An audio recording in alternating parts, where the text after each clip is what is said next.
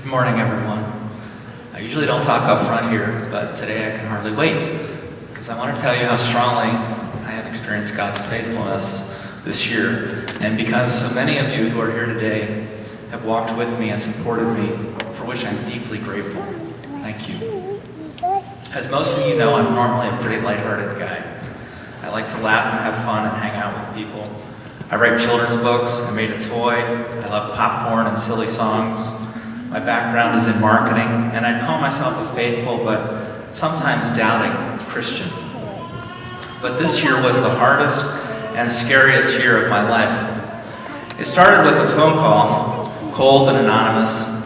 You're laid off after 25 years. There goes the job. I was immediately afraid. What would I do for my next job?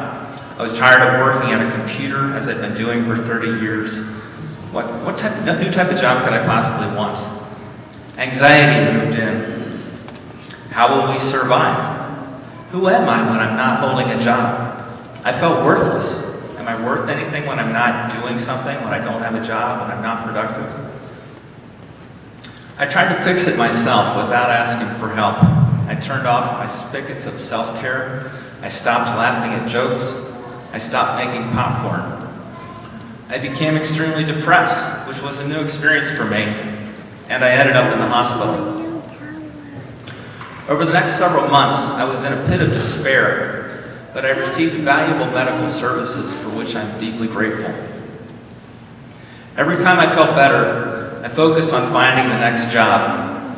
I was addicted to action, productivity, and performance. I tried to stuff my emotions and concentrated on finding work. But I couldn't shake the depression. I tried to get closer to God, but I still felt hopelessness, emptiness, despair, pain, and shame. I kept trying to hide my needs and feelings. And then I finally ended up going to Atlanta for the summer to participate in what turned out to be a fabulous recovery program for mental health. So how did I experience God's presence during this time? God spoke to me in several surprising ways. First, God gave me a dream. I dreamt that my son Jace took me into a retail box store right into the entrance beside the carts, and I saw an uncle, a missionary, and I said, "Uncle Claude, is God real?" And he looked at me with a twinkle in his eyes and said, "Yes." And I kept asking him questions about God, and he kept answering with all confidence, looking at me in the eyes and just with this twinkle and almost amusement that I kept asking. I then saw another uncle who was also a missionary, and I said, "Uncle J. Mark, is God real?" And he said, "Yes." And then I saw Homer Nisley from our congregation. "Homer, it's you." And I said, "Homer, is God real?" And you softly said, "Yes." And then I saw my father and my father-in-law, and I asked them both the same question. I said, "Is God real?" And they both said yes. This dream was amazingly reassuring to me. The second surprise was the songs that kept popping into my head and still do every day. These are church songs, hymns, choruses, the Messiah, a wide variety of songs. They pop in the morning, all day, all night. And they are so reassuring, and I don't know why they're happening, except that it's God. The third surprise was doing the mental health program in Atlanta, which happened through Jules' hard work, the blessing of the Holy Spirit, and support from friends and family. It was a fantastic learning experience. I learned so much about mental health, and I'll be sharing some of those learnings during the second hour today at 11 o'clock. That experience was key to my recovery.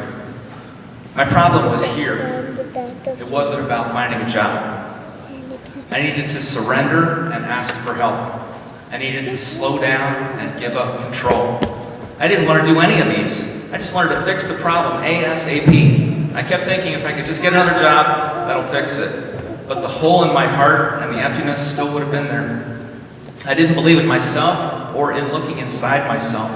I felt it was wrong to do that, too selfish, too emotional. A fourth surprise happened when I was out walking in Atlanta. I was walking really slowly because my doctors had asked me to do nothing for at least 30 minutes a day in order to slow me down. While I was walking, a butterfly practically landed on my nose on a branch of a bush that was right beside me, just as I was realizing that doing nothing was probably the most valuable time of my day. A fifth surprise was feeling a stress band in my forehead disappear that had been there for years. A sixth surprise was writing the words of a song that we're going to sing next, to the tune of Pa-Rum-Pa-Pum, which is the Carol of the Drum. I feel God gave me the words to this song 10 days ago in preparation for this talk. The last and best surprise was realizing that God lives inside me. I had always looked outside for God, to other people, to nature, not recognizing that the Holy Spirit is right here, the image of God is right here. If I say I'm not worthy, I'm slapping God in the face. Every one of us is infinitely worthy, infinitely worthy, infinitely worthy. You're never alone, you're never empty. Together, these experiences have changed my life, and my relationship with God has grown immensely. Through these events and others, I now believe God saved me several times this year. My life will be different going forward. I'm eating popcorn again, but I still don't know exactly where I'm heading job-wise. But I'm confident God is with me, and I'm now expecting God to communicate with me. I know most of you have never had such a dramatic turnaround as I had, and some of you doubt God's existence.